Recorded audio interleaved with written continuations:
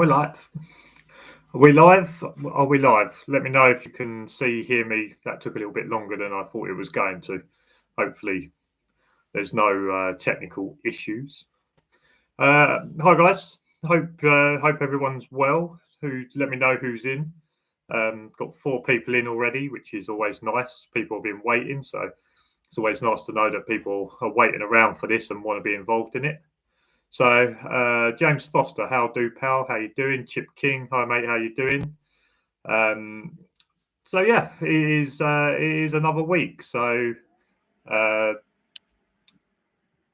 LGB token affiliation, let's go Bandon token. Hi buddy, hi, how you doing mate? That's quite a mouthful. I will call you Brandon Token for short. So yeah, it is another live. We covered a lot in the last live. There's some other bits that I want to talk about this week. There's been over the last couple of weeks. There's been some stuff going on. There's been some stuff going on. Last week was a week of phone calls. So I started off the week. I got contacted on Facebook from a business owner and dog trainer, Armitage Canine. I don't know if anyone knows it. They're up around sort of the Leicestershire area, and he basically just wanted to have a chat with me, just have a phone call. And he's got one of his trainers that's on the board of NASDU, and basically he just wanted to get in touch with me to do some kind of to talk to me about how, as a handler, how I feel NASDU are, and maybe where they can improve in certain areas and things like that.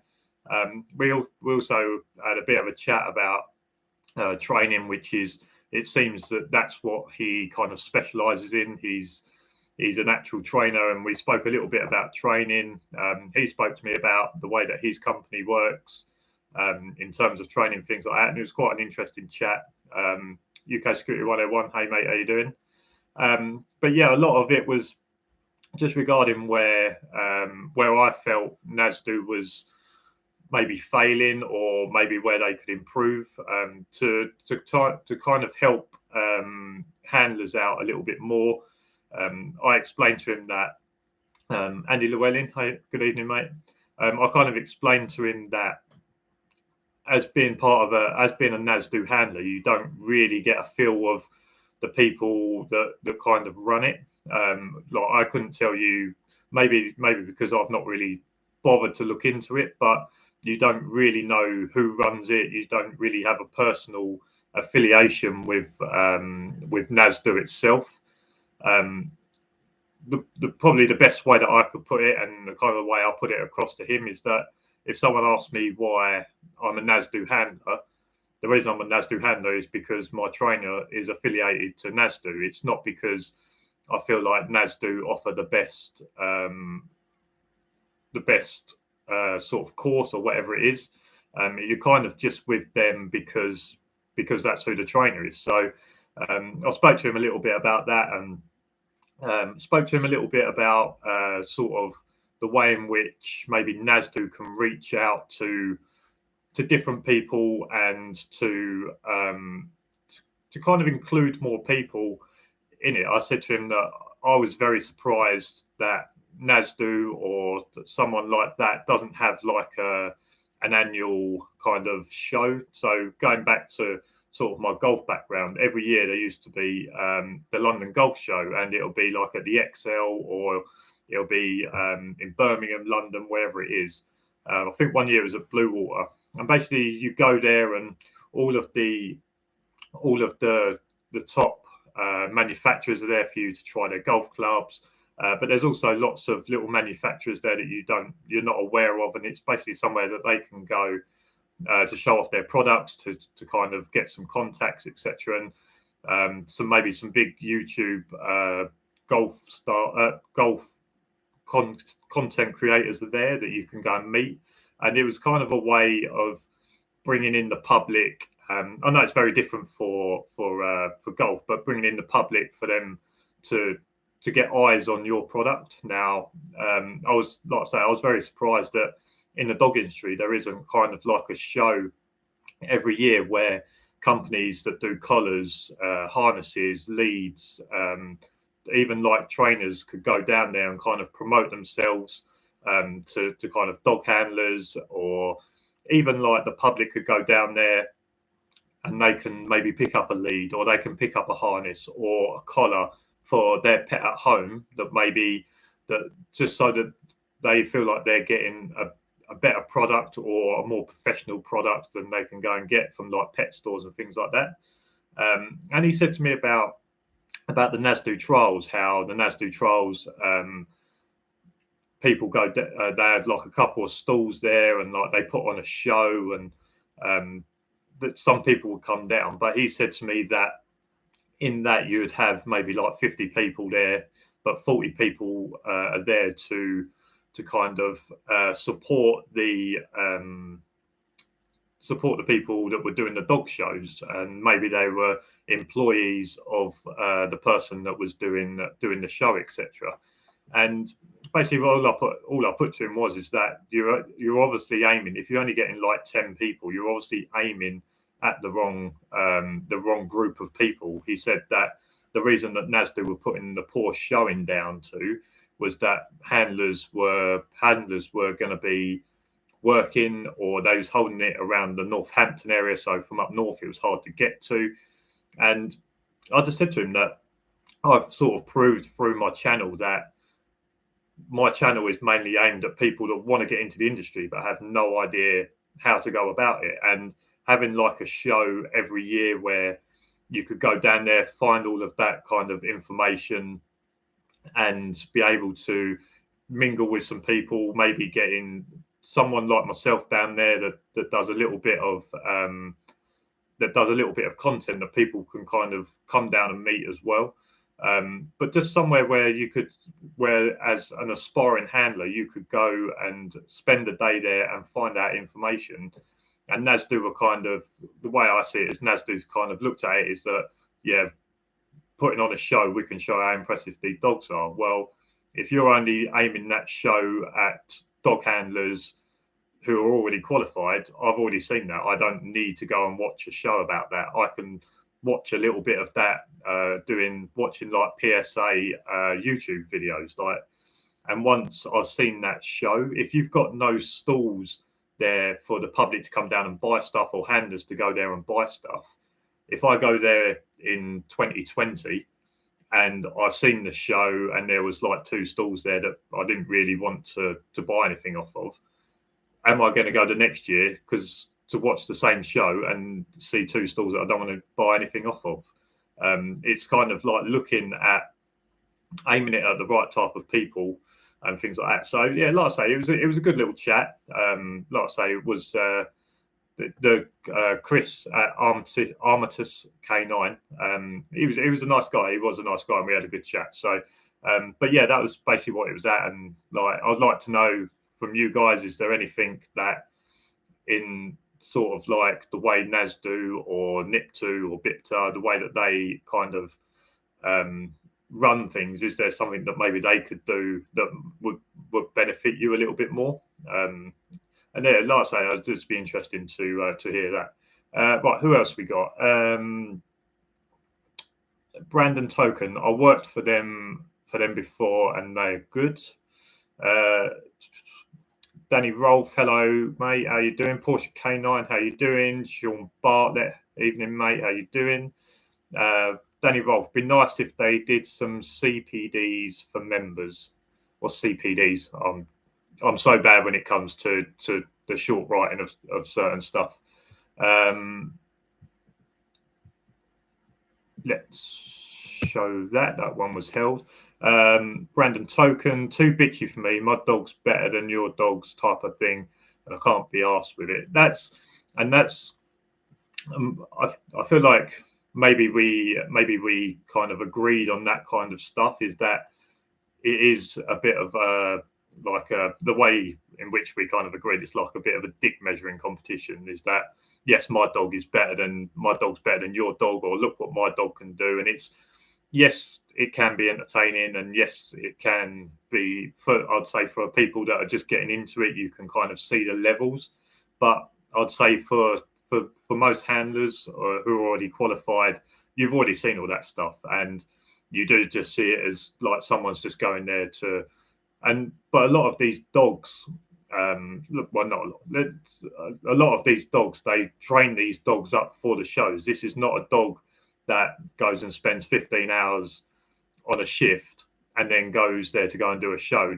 This dog is trained to be like a show dog. Yes, it can do all the protection work, but then this dog is not necessarily one that you're going to see protecting a site or working an event that is there for proper protection. If you're a company and you've got like 10 dogs, you can train 9 up to be security dogs for handlers, and you could have one dog and say, right, well, when we go to NASDU trials, this is this dog's job. This dog's job is to go to trials and make my company or me as a trainer. This dog is designed just to make us look good. I'm not saying that's exactly what happens, but that's the kind of feeling I get about it. Danny Wolf, continual professional development. Yeah, I think that is something. I've heard that NASDU are going through some form of restructure. They're getting. I mean, my vision of the NASDU board. So let's say NASDU call all of their board in, and they all sit around the table. In my head, my perception of that is about 7 to 10 people, 7 to 10 blokes, all relatively maybe ex-army, that kind of background, all around late 60s to 70s, all sitting down going, right, how can we make things new? How can we make ourselves more visual to handlers or the public now? And one of them says, well, my grandson's into this TikTok. And then I go, TikTok? What's TikTok? No, we won't do TikTok. Like, you won't find a NASDU Instagram. I think they do have a Facebook. You won't find like a NASDU Instagram. You probably won't find them on TikTok.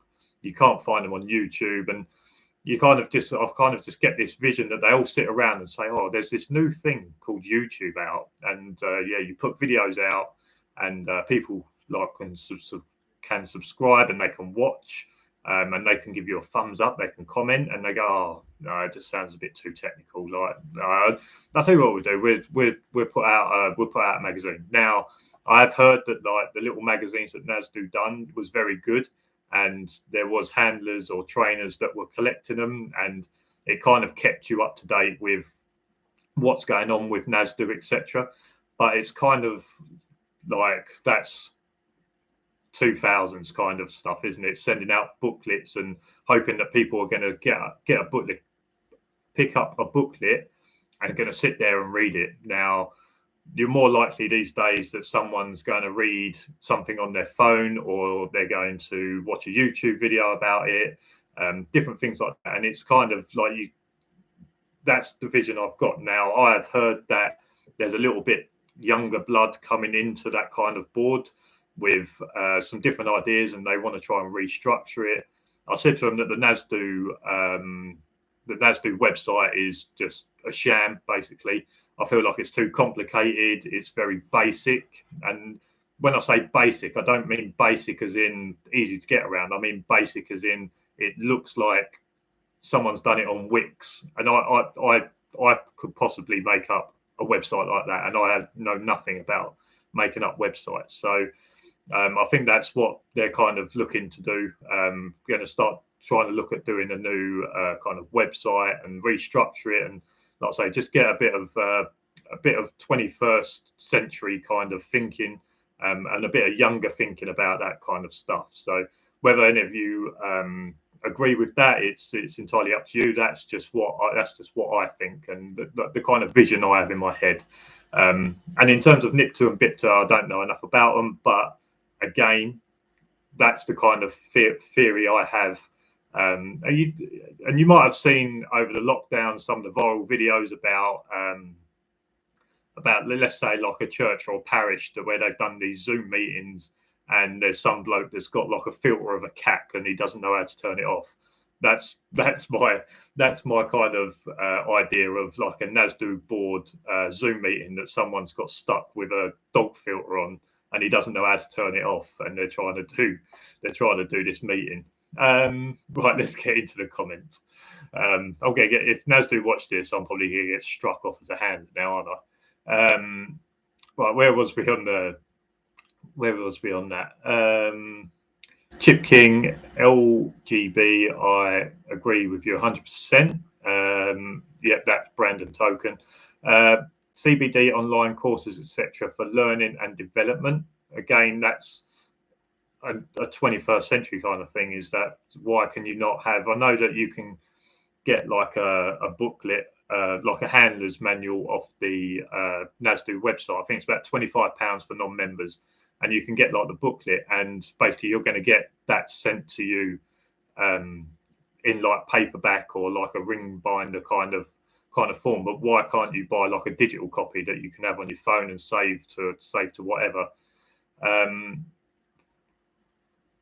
That would defeat the object, though. If they don't evolve, if they are, why not send questionnaires to members, see what they want? That is a very good idea. Send some questionnaires out to some training facilities, and just getting handlers to fill out a quick questionnaire when they turn up for training, and get feedback like that. Again, that's very good. Or like I say, they could do some sort of online questionnaire and ask handlers to go in and do it. That's the way in which you could do it.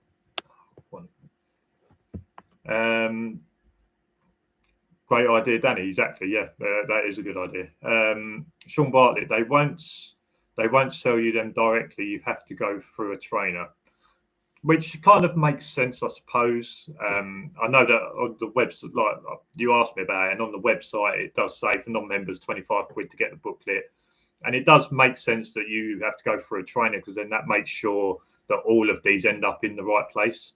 But again, do they need to be paperback? Can they not send a digital copy or whatever it is? So, but yeah, that's just kind of my thoughts on that, and whether some of you agree or disagree with it, it's up to you. I just feel a little bit distant from NASDU. Like I say, I have no idea of anyone that works for NASDU. I've had no contact with them since I signed up and trained. Everything goes through my trainer. So in terms of all my paperwork, all my certificates, everything goes through my trainer. So although I've been affiliated with NASDU for over a year now, maybe 14, 15 months, I've never had to speak to them, never had to deal with them. I know he said to me that if you do have any questions for NASDU, that you have to send it through email, because if you phone up, you'll never get through to the person you need to talk to, or everything that goes through phone calls never gets dealt with. You have to specifically email and make sure you CC in the right people. And even on the NASDU website, you don't have like a meet the team where you can, there's no like meet the team where there's like, you click on there and there's like a picture of this person, and it says like this person is in charge of recruitment, or this person is in charge of handler welfare, and this is their email, this is their background. It'd still be helpful if you got a name, and on that name it said what they did. But again, do you know the background of the people that are running the organization that you're linked to? Now, someone could turn around to me and say, "Oh, there's Joe Bloggs is the top man for NASDU." And I say, "Oh, but what's he done?" "Oh, I don't know." "What's his background?" "Oh, I don't know. I think he might have been in the security. He might have been in the army as a dog handler." Well, that's it. You need a bit of spill on who's running this, because then you can kind of make your own mind up to whether that person is competent to run something like a NASDU or whatever. But yeah, they're just my thoughts. That's just a spill on that conversation. But like I say, Chris at Armitage K9, really nice guy. Really had a really good chat with him. It was well worth it. He did invite me to go down to his training centre if I ever wanted to. It's a little far for me, and with schedules, it's quite hard. But if I ever do get the chance, I will take him up on that. And if I do, then obviously I'll do a video on it. And like I say, it's just a bit of fun. Where are we now?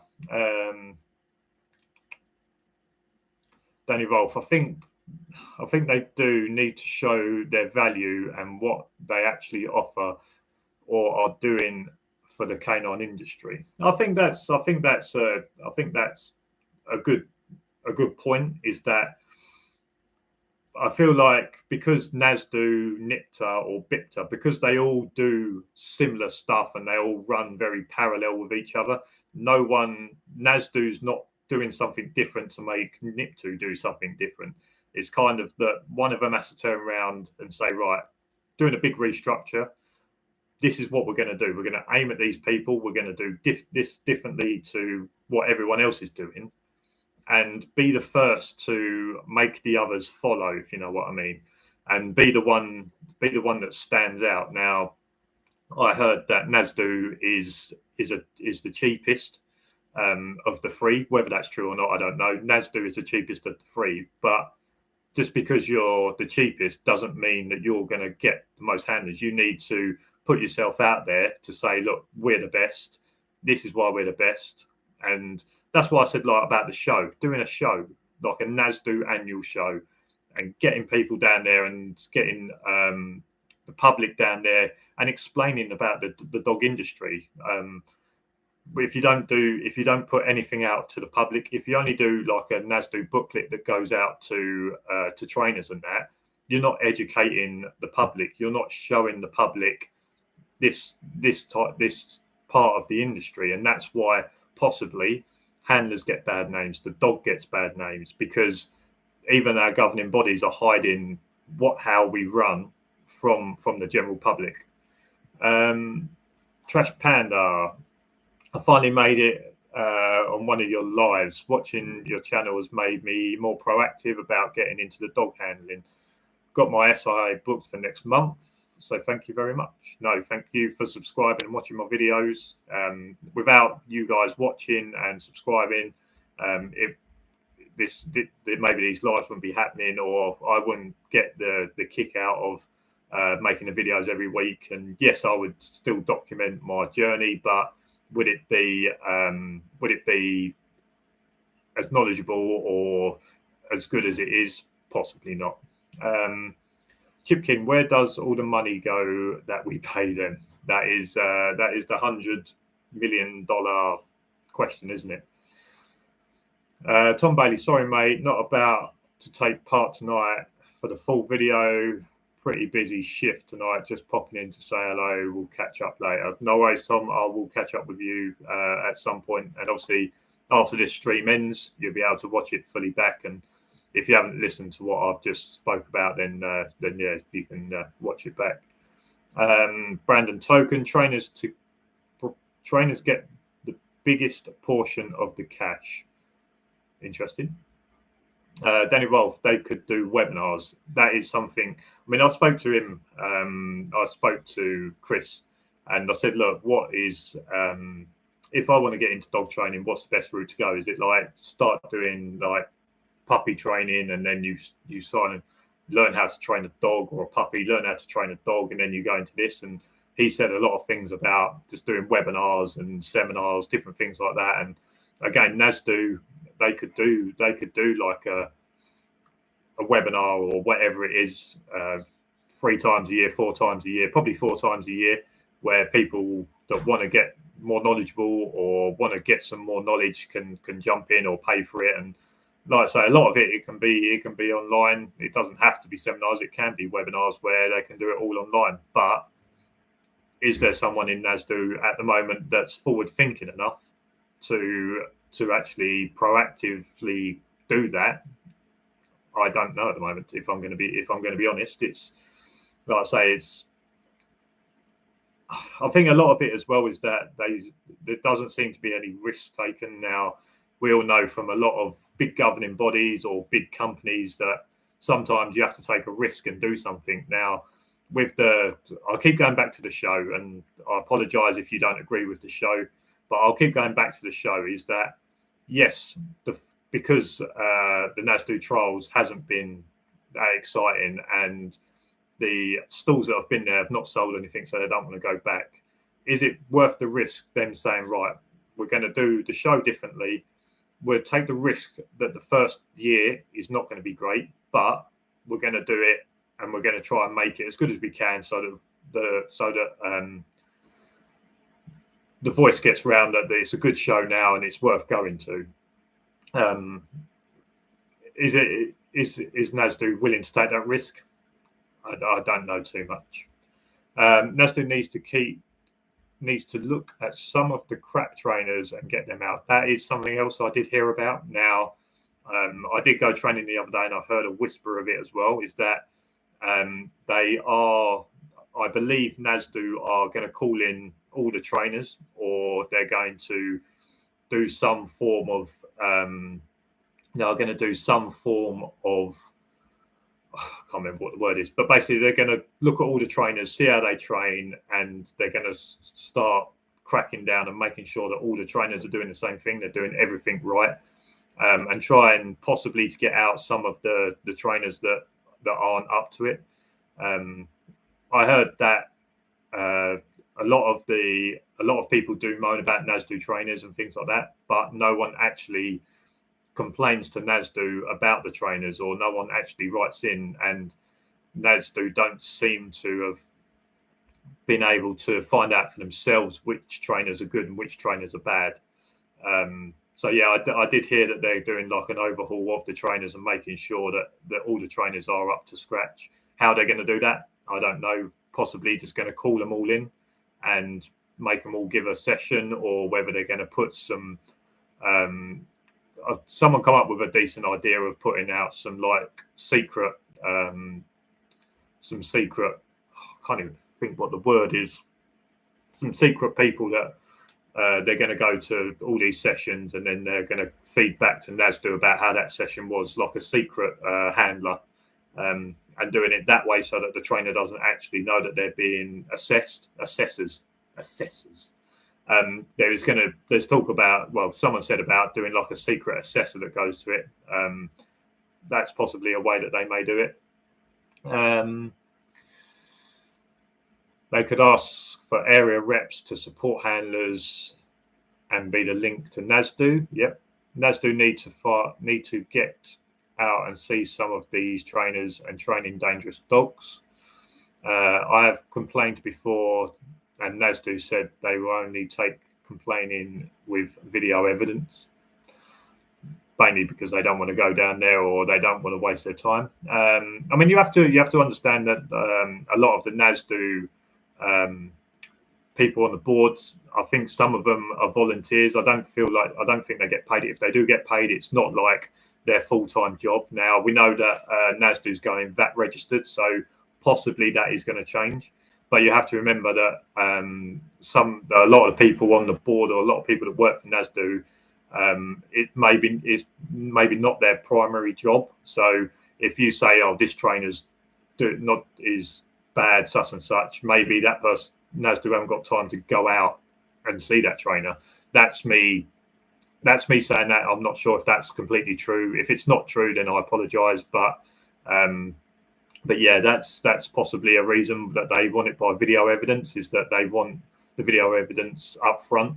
And the likelihood is that if NASDU go down there, that trainer's not going to do what you're saying he does in a normal training session. He will change his training and making sure that he doesn't do some of the stuff that maybe you're saying. Chip King, some trainers take a brown envelope with money and pass dangerous dog handlers. Me and LGBT token have seen this. Not going to comment on that. You can comment on it. I'm not going to comment on that. Trash Panda, mystery shoppers. Exactly. This is exactly the same thing as I was talking about. but train said no camera on site. But trainer said no camera on site. That is, I mean, obviously my trainer's okay with me doing it. Some trainers are going to say no. NASDU doesn't give a crap about us. They just want the money. Not going to comment on that either, because I don't know. I feel like that. I feel like that's a personal opinion. I can't say whether that's true or false. Right. So let's end that discussion now, because otherwise we're going to keep going around in circles. The other two phone calls I had, or Zoom calls, was two of my Zoom giveaways. So I've done two of them. Really good chats with some aspiring handlers. Really helped them out, I think, from what I understand, or from what the feeling I got of the conversations and the chat afterwards, is that they really got a lot out of it. They was asking me normal questions that I would expect from aspiring handlers, and one of them was an hour, which is what I offered, and one of them went longer than that because he just kept asking questions, and I had time, so I was like, okay, I think we ended up over 2 hours in the end with all the questions he was asking. One of the things that come out of it is that one of them now has a stab vest.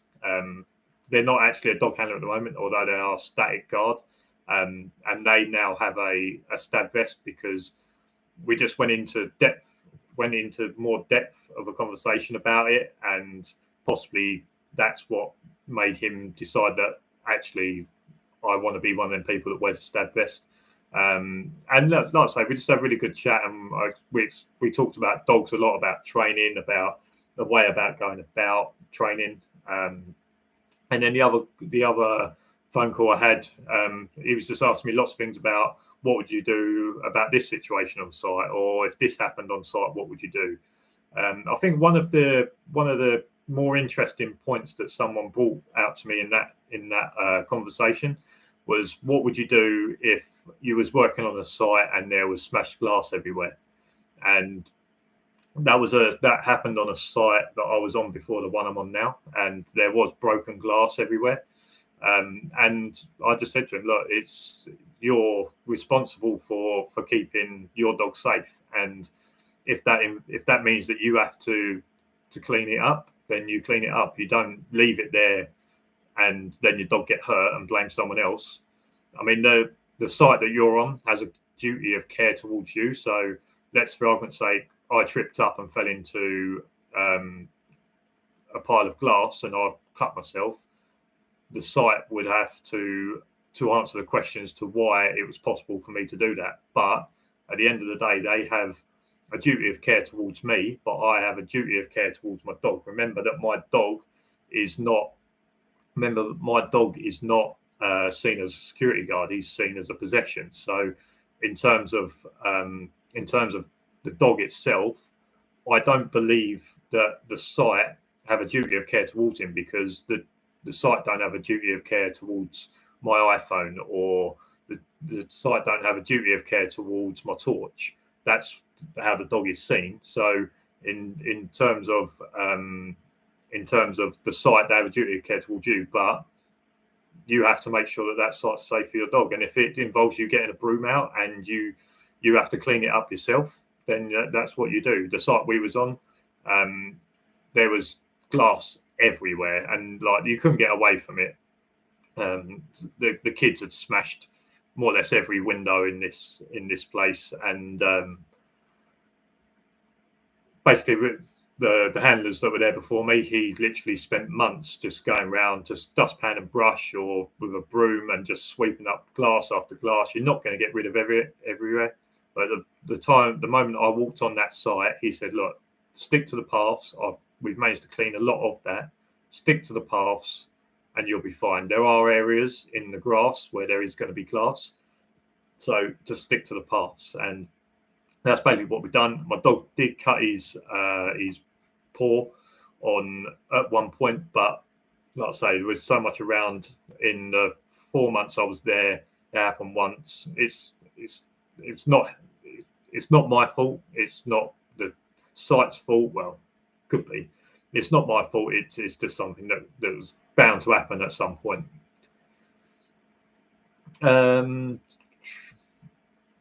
Where did we get to?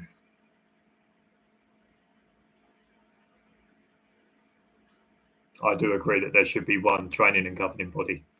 So one of the conversation I had, he can't get a NASDU trainer around him, so he's now in contact with a NIPTU trainer because his nearest closest NASDU trainer was about 2 hours away. So I agree that there should possibly be one governing body, the same as SIA, and then all the dog handlers, all the dog trainers are singing off one hymn sheet. The only problem you've got with that is that there's always going to be someone that doesn't agree with the way that NASDU or whoever it is. There's always going to be someone that doesn't agree. That's how dogs should be trained. So therefore, they'll go down another route. And I feel that's why there's probably different organisations. Is there's going to be different kind of training, or is somewhere for one dog trainer to detach themselves from other dog trainers. Right. Trash, it won't happen. Dog boots, Teflon should be identified on the initial patrol. Yep, that is correct. That when you go and do your initial patrol, that's the kind of thing you're looking out for. So let's for argument's sake say that someone throughout the day when you wasn't there walked on site and smashed one of the windows of the cars on site. On the initial patrol, you should come across that on that glass, clean it up, make it safe for your dog.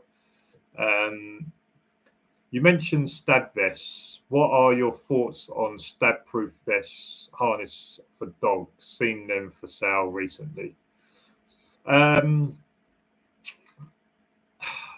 Yeah, I don't. Obviously, you want to protect the dog as much as you can. You can get the dog stab vests. The problem is if you get the dog stab vest, they're going to aim for parts of the dogs that's not got the vest. So you kind of open the dog's neck and head and other body parts up.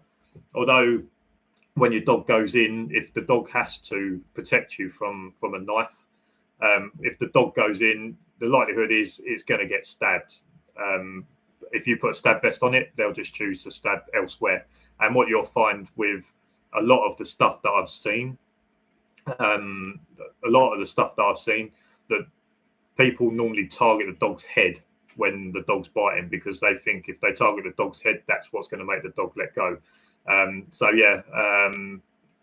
stab vests in the summer, heat exhaustion. Yeah, maybe you wouldn't use it in the summer anyway. But I just feel like and that's possibly that's why I wear my stab vest under my jacket, because if I wear it on the outside, I'm basically telling that person where they can't hit me, where if they can't see it, they can't aim to miss it. And it may give me half a chance to do something.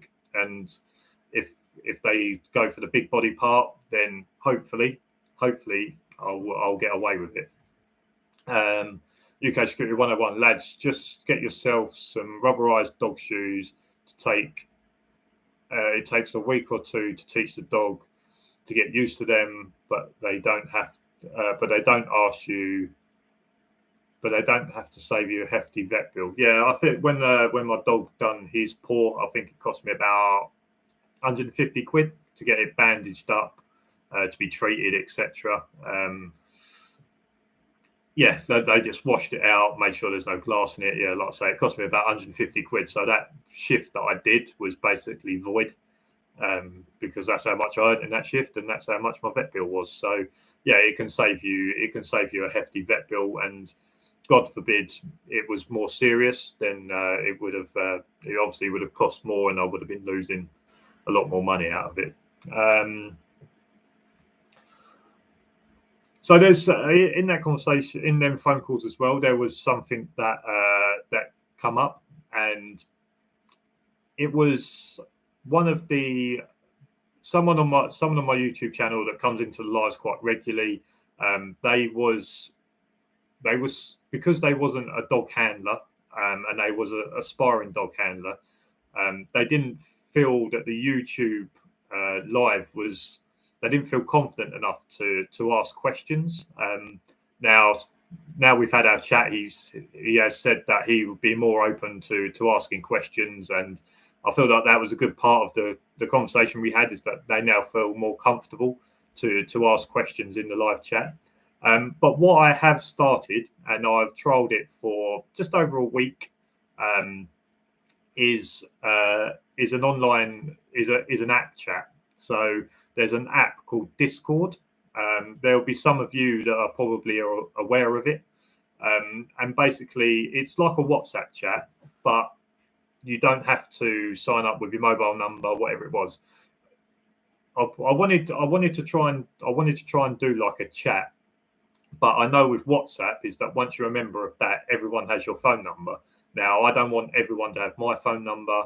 I wouldn't want people that don't know each other to have to be able to get someone's phone number that easily.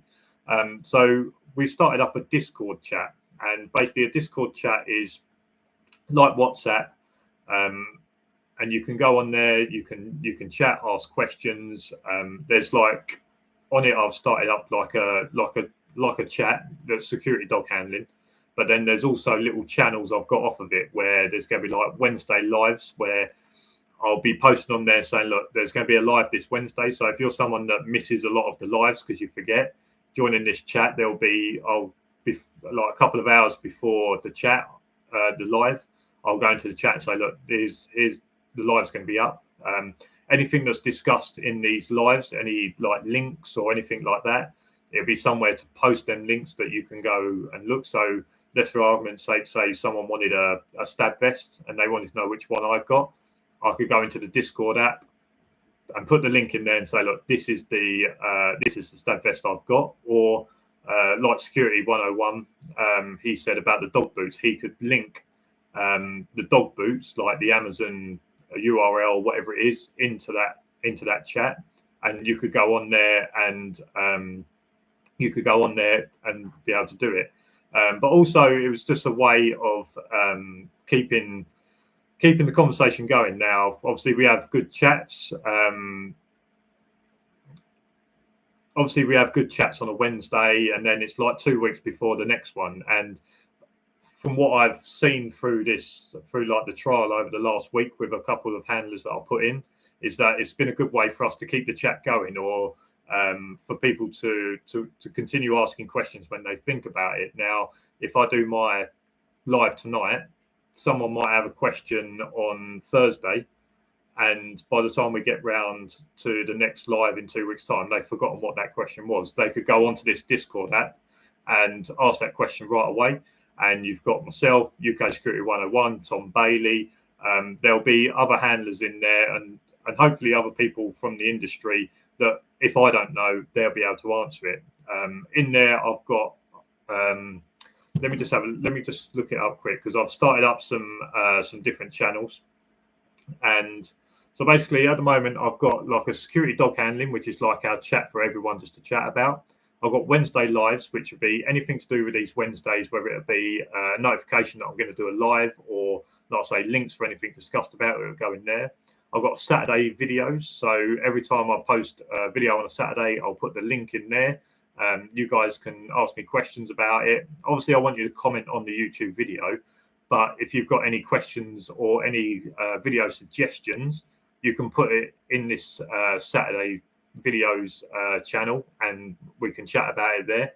I've also got a NASDU and a NIPTU, two separate channels. So if you've got any questions about NASDU rules or regulations, or any NIPTU rules and regulations, you can ask your questions in there.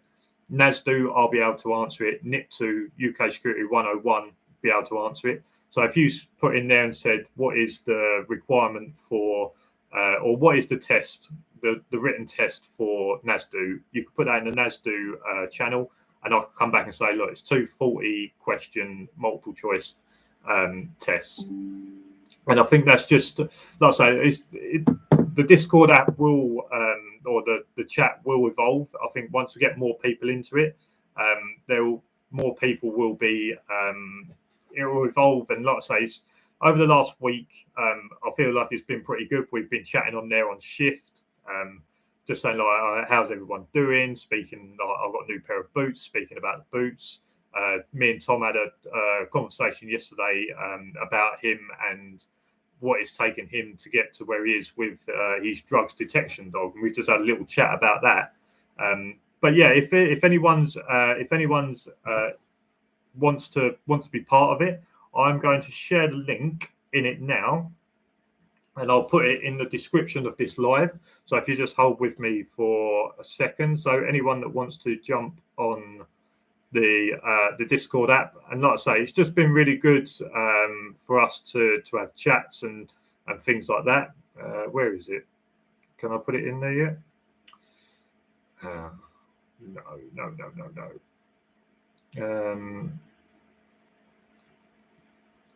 Hold on a sec. Oh, I'm on my actual own live. Right.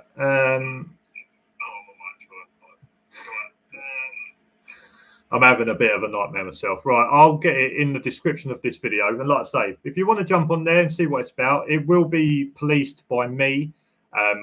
You're all big boys now, or big girls. You can police it yourself. This is not somewhere for people to go and to have a go at other people, or it's a safe place for people to ask questions. And I want it to be that. I want it like these lives are, where people can come in, ask questions, speak about stuff. I want it to be the same. So don't join this Discord group if you're just going to go in there and start slagging people off. You will be blocked.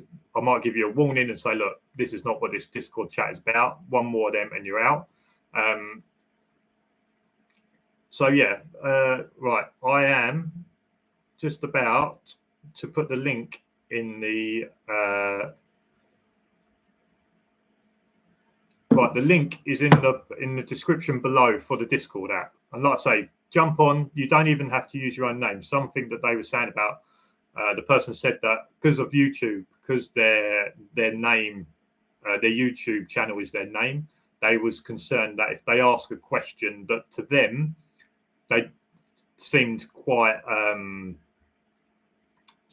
quite a normal question, but maybe to a lot of handlers would be a little bit simple, that they felt that because their name was attached that they was going to get slagged off. So you don't have to use your name on there. I think mine's like MWSYTC YouTube channel. Someone's on there with just like Mr. F or whatever it is. So yeah, like I say, this Discord app is just somewhere for us to continue the conversation, and somewhere for you to catch up within the 2 weeks between the lives. It will evolve. I'm still learning the Discord app. I only downloaded it last week and just used it as a text app basically at the moment. But I know that there are people in there. There are people that can help me to make the app a lot better and more inclusive for everyone. So yeah, if you're interested in that, the Discord link to it is in the description below. Well, that is 48 minutes of me non-stop talking. My throat's hurting a little bit. Has anyone got any questions? Has anyone got anything on what we spoke about? I don't believe... Oh, the videos, my last few videos. So I've had the 15 hours video, which followed me and the dog for 15 hours. Or no, we done the 15-hour shift and then went dog training afterwards. That went very well. I enjoyed that video. That had some training in it. No, it wasn't. No, that was us going home afterwards, wasn't it? And then you got the rotor. I'm all over the place today. To be honest with you, whenever I do these lives, when I actually do it live, I think to myself, what the hell was that? I feel like I'm mumbling all the way through, and I feel like I'm tongue twisting myself. And I think because I try and get out so much information so quickly, or that my head doesn't keep up, and that's why you see me mumble a lot. So I had the 15 hours video, and then I had the security dog training close call video, which was commented by someone as the shit that makes that proves how fucked this industry is. So if you want to watch a video, that proves how shit and how fucked the security dog industry is, You can go and watch my security dog training video, Close Call. What I did mention to them, I can't believe that they said something like, because of this shit, it just proves how fucked the security dog industry is. So I commented, just said, feel free to explain. And their explanation to that was, if you have to ask, then you're clearly clueless. Yeah, if they don't understand why it was crap and that. So yeah, if you want to watch a video that proves our shit and how fucked the security dog industry is, then yeah, feel free to go and watch that video. But like I say, them videos have done pretty well. They've been largely liked, and I've had only one complaint. So don't forget to delete your browser history. Well, have I missed something in here? No one needs to be worried about asking questions. There is a lot of experience in this chat. I agree. And like I say, the Discord chat will be hopefully bringing that on as well and keeping the conversation going through the 2 weeks before the next live. And hopefully, like I say, I'll notify anyone before the live to make sure no one misses it. I know that there's been a few people that have missed lives because they've forgotten.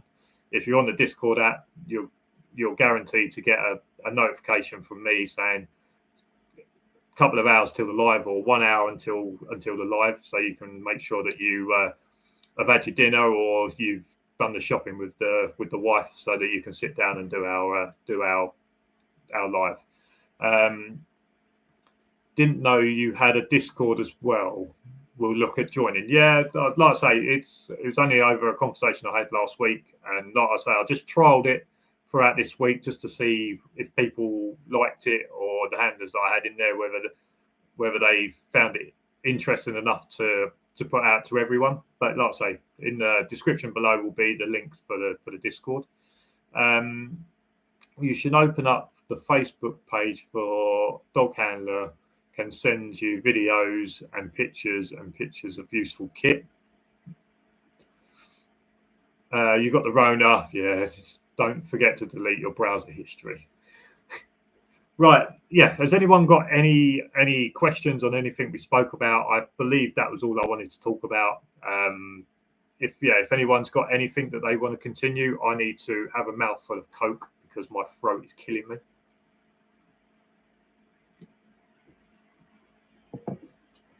But if you are in this chat and you're a sparring handler and you think, oh shit, I really want to ask this question, but I feel a bit silly. When I first started my NASDU, there'll be possibly some people in this chat, or there'll be people that know me, that I went to dog training. They used to hate me because my trainer would sit there and do a 10-minute spiel about something. He'll say, any questions? And I would have 3 or 4 questions, and I wouldn't be scared to ask them questions. And a lot of them would be very simple answers, or a lot of the answers might be, no, you can't do that. But at least then I knew.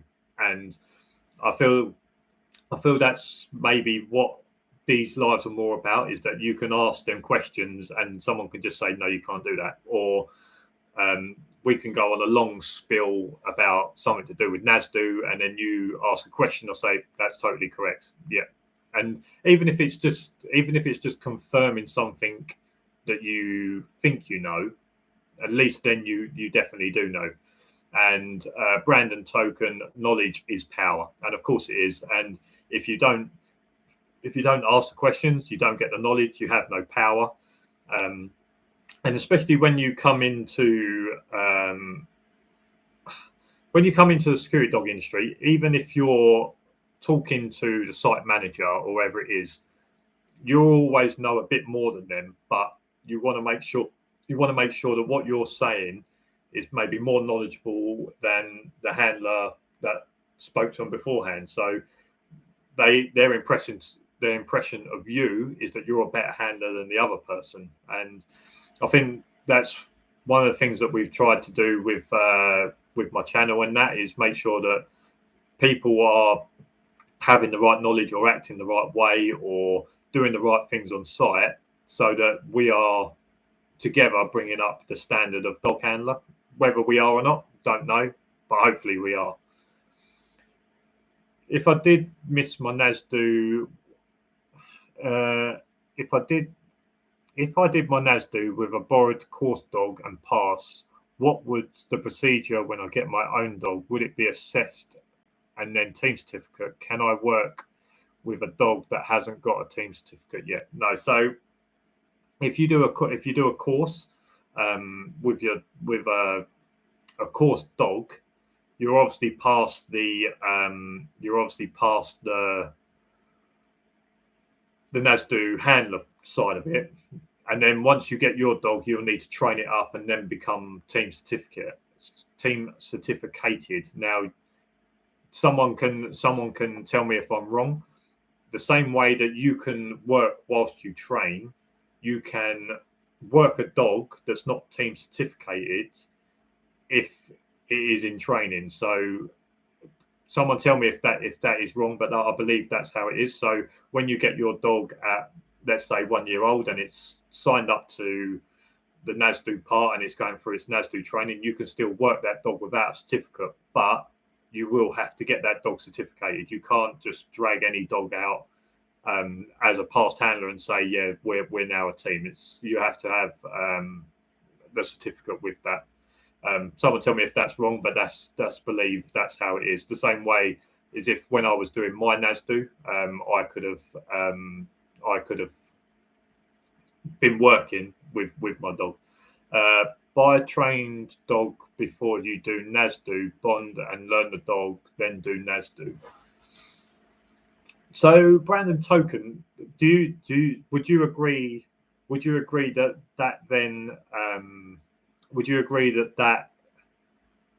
I always found that the most important part is that you learn how to train a dog. Buying a trained dog to go and do your NASDU is, I don't want to say cutting corners, but it is, you don't learn to train that dog. Or do you feel that to get started, to buy a trained dog and then for your next dog, buy your own dog for you to train itself? I'm not saying that buying a trained dog is cutting corners. But do you feel like that a new handler would miss out on the experience of training its own dog if it brought a trained dog to pass its NASDU? That's just a question. That's not a criticism of anyone. That is just a question. Yeah, but he can get pup and bring along after. So I understand that at some point. I understand that is a quick way in, and if that's the route that someone wants to go down, if someone needs to get into the industry quicker, then buying a trained dog and going into NASDU is a way to do it. But if you do have time, and I would always say that gaining the experience of training a dog far outweighs the cutting the corners to start off with, and people can agree and disagree with that. I've got no allegiance either way. I would look down at a handler that brought a trained dog to get in. I wouldn't look down at them at all. But I feel that the training of the dog is one of the most vital parts of your NASDU, is that you learn how to train a dog. So when you start the next dog, because I've always said that my dog is not going to be my best dog. So there's been mistakes I've done with his training that I'll improve on the next dog, and then with the next dog I'll make mistakes that I'll try and improve on the next dog. And you're always searching for your best dog, but only through making mistakes with training a dog will you learn not to make them mistakes when you train the next dog. Porsche K9, an expensive without learning the training skill. Yeah, I think buying a trained dog, I've heard somewhere in the region between £2,000 and £5,000, depending on training. That's what I've heard. You can get failed police and prison dogs that come out. Brandon Token, if you have time, yeah, I agree. But a lot of handlers never had a dog before doing this job, and I find that very strange that you would get into this job without having a dog before. But yeah, like I say, if it's a quick way in, then then I'd say you can do that. But like I say, I feel like the vital part of learning to become a handler is learning to train a dog. Trash Panda, I've got a Mali X Doberman X Greyhound Cross. Jesus. She was interesting to train compared to 90% of the other dogs I've worked with. I think I'd enjoy the journey of training my own dog for security. A lot of people do. I feel that that's one of the reasons I got into dog handling. Is this dog is my first dog. Now, my family have had German Shepherds since I was born, but this was my first dog, and I wanted to do the training as a lot of people do. So I started doing the training. Really enjoyed the little bits of puppy training. Really enjoyed doing the training at home. And then when I went to the German Shepherd Club, really enjoyed doing that training.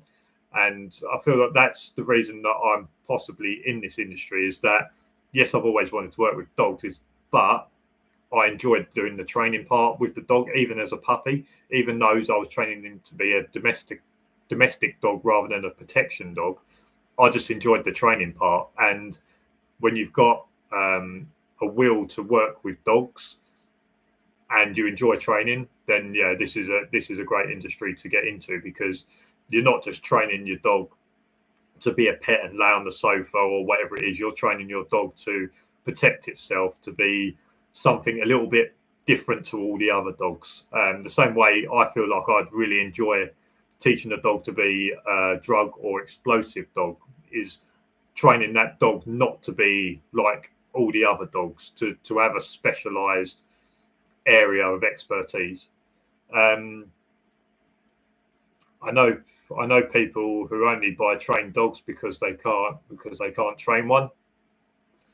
Sean Bartley, would a Mali be a bad idea for new handler? My friend just had a litter of working line Malis. No. And the reason I would say no to a Mali for a new handler is that, yes, they're exceptional protection dogs, security dogs, but something that I heard in a podcast, no one learns to drive in a V8, and a Malinois is a V8, and if you don't keep a lid on it and you're not experienced enough to train them sorts of dogs, then you are basically learning to drive in a V8. And as we know, that can have devastating consequences, and you could be 4 months down the line and absolutely hating every decision that you've made about coming into dog handling. I would say German Shepherd is the ideal first dog for training, etc. I would never tell a new handler to go down the Malinois route. Once you've had some dogs and you've trained some dogs and you feel like you're experienced, then I'd say yes. But yeah, like I say, having a Malinois for a first dog could be one of the worst things. And I know that you have young kids around the family, or you have kids around the family. And I'm not saying this about all Malinois, but if you mess up a Malinois training, it becomes very, very dangerous. It obviously, with all of the dogs that do this work, it can become very, very dangerous. But a Malinois with their prey drive, especially working lines with their prey drives, things like that, it can become very dangerous for young members of the family if you mess up that training, which I'm not going to lie, you could do as a new handler. The same way I messed up some of my training with my dog. Right, where did we get to? German Shepherd is the best dog to start off with as a new handler. Yeah, get experience with a Shepherd first. I'll be looking for a GSD or Dutch. I know I couldn't handle a Mali. I think, to be honest with you, I think a lot of people that get Malis, a lot of them are ex-army, because that's what they've seen. A lot of Malis end up in the army, and I think some of the police now, but mainly army, because of how intense they are and things like that. So I feel like a lot of the people that have the Malleys have the ex-forces behind them, and that's what they see. The same way that most old generation policemen would see the German Shepherd, because as a veteran policeman, that's the dog you've seen doing that work. Sounds good to me. Thank you for the advice, gents. Someone said no Dutch. My Mallee X is super hypo, like many E numbers. Glad I've had a bit of experience before, else I'll be pretty ripped up by now.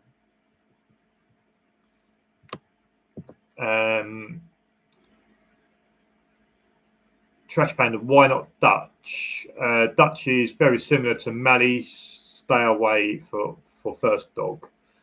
I was led to believe I toned down Mallee closer to a GSD will stick with German Shepherd. I would agree with that. No, believe me, I have trained Dutchies. I haven't had any experience with Dutchies. I know that there's a few people that have got some cross Dutchies. But yeah, like I say, Malinois never for a first-time handler. If you feel brave enough later down the line, I feel like when you start training and you go to a training session and you see a proper Malinois in action, you'll understand what we're talking about. I feel like with Malinois, until you've properly seen one in the flesh that is not a fully trained sport dog or whatever it is, when you've just seen your standard security trained Malinois, you'll see what we mean. And like I say, until you see one in the flesh, I don't feel like you don't get the importance of what we're talking about. And I'm not saying that because I want to say that I've seen it all or I'm more experienced and you should listen to me. Just remember that the first time you see a standard security dog trained Malinois, then come back and say to me, yes, you was right. I understand what you meant now. Right, guys, that is an hour and 7 minutes. I do need to leave it there. I want to thank everyone that's been on. Like I say, Discord app is going to be the best way to continue this chat, and obviously when we're at work and things like that, and we can just continue this chat and have lots of chats about all different things. And you can ask these Malinois questions, or you can ask your questions about signing up for NASDU, NIP2, BIPTA. You can complain about NASDU in the Discord app about them not having a show and being more open to the public, or you can be in there saying, why is that guy saying your videos are shit, and proving how fucked the industry is and things like that. So yeah, I'm just going to leave it there. I just want to, like I say, thank everyone for coming in. It's going to be a couple of weeks and then we'll do another live. So everyone, thank you for coming in. Thank you for all the chats you've had. And yeah, I'll catch you again next time. Cheers for watching, guys. See you later.